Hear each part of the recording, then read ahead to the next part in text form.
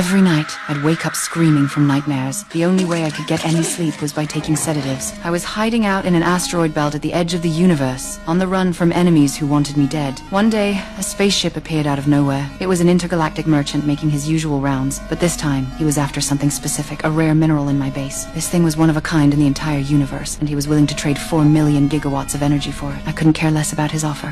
What I need is a weapon.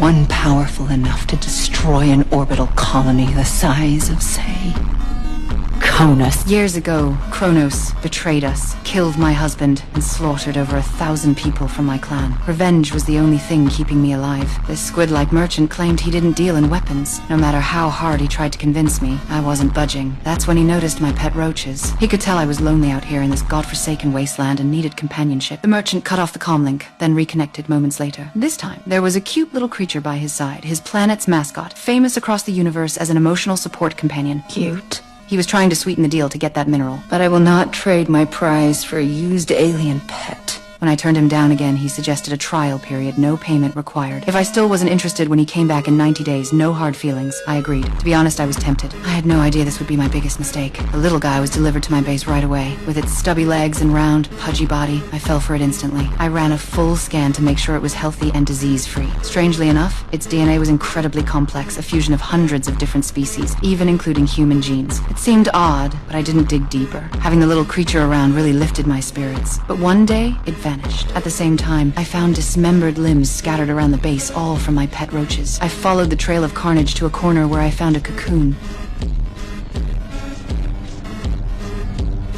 Just as I reached out to touch it, the thing moved on its own. A small hand emerged. The creature had evolved inside the cocoon and grown significantly. Looking at the growing creature felt like looking at my own child. We spent some happy times together at the base, and slowly, my inner wounds began to heal. Suddenly, alarms blared.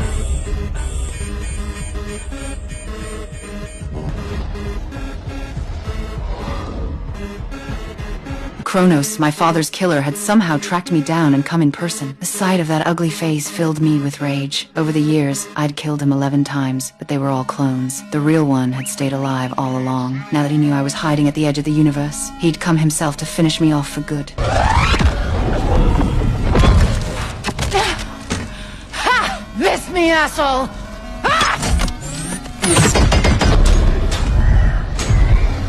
Aim for her reactor!